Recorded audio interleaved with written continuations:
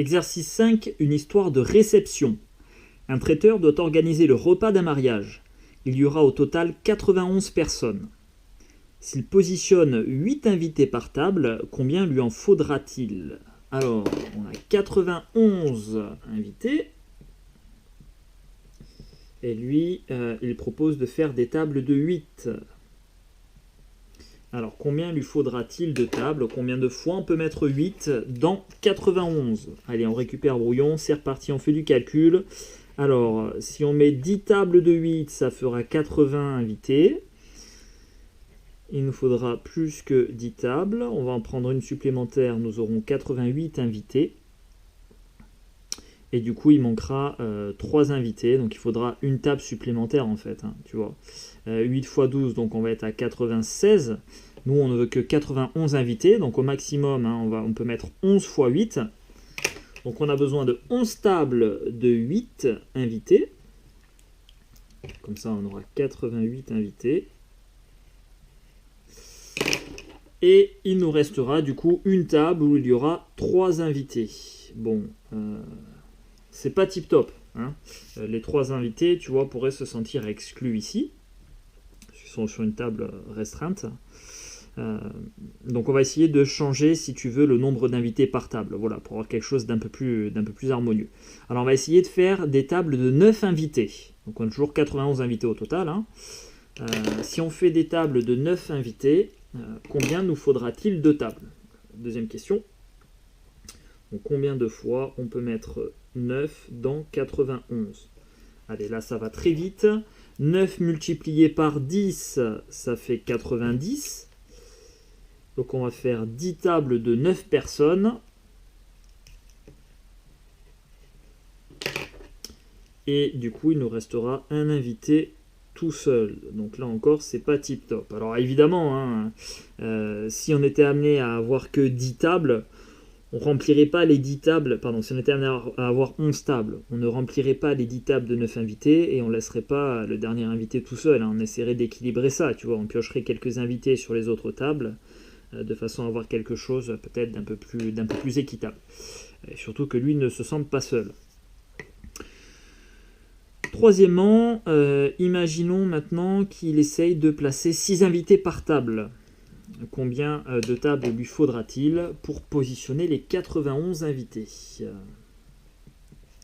Combien de fois on peut mettre 6 dans 91? Allez, on récupère le brouillon, on calcule. Alors, 6 multiplié par 10, ça fait 60. Ok. On peut mettre un peu plus que ça. On va mettre 6 multiplié par... Allez, tiens, on va établir la table de 6. On la poursuit. 6 fois 11, ça fait 66, puisqu'on a rajouté une fois 6. Après 6 fois 12, on va encore rajouter 6, ça fait 72. 6 fois 13, on rajoute encore 6, ça fait 78. On continue. 6 multiplié par 14, on rajoute encore 6, ça fait 84. 6 fois 15, on rajoute encore 6, ça fait 90. Voilà. Donc on va avoir besoin de 15 tables. 15 tables de 6 invités, ça fera 90 invités. Et il nous en restera encore un.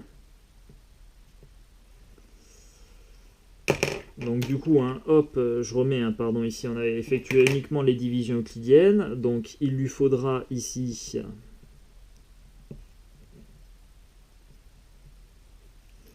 donc 11 tables pleines plus une autre où il y aura 3 invités, c'est-à-dire 12 tables.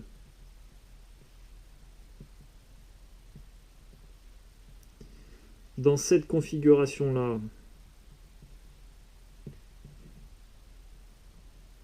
il lui faudra 10 tables pleines plus une autre pour le dernier invité, c'est-à-dire 11 tables.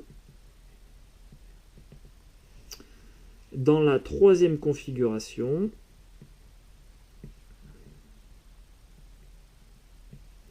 il lui faudra 15 tables pleines plus une autre, c'est-à-dire 16 tables.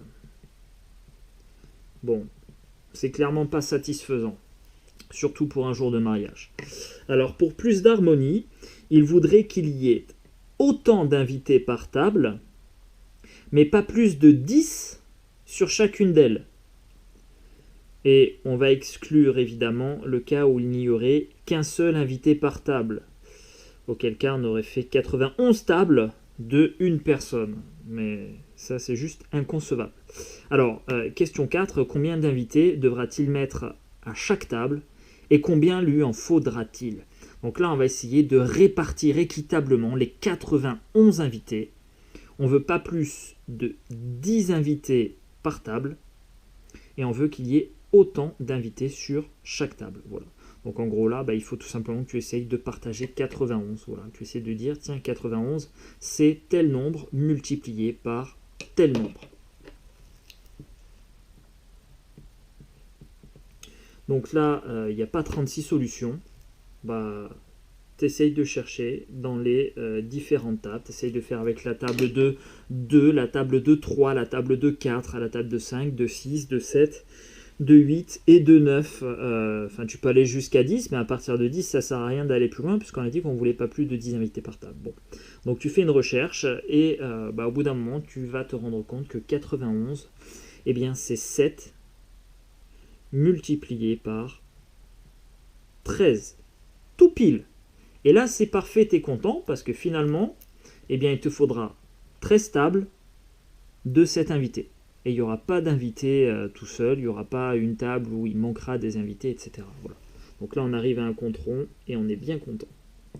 Donc, il lui faudra 13 tables. Entre parenthèses, on va mettre du coup de 7 invités. Voilà.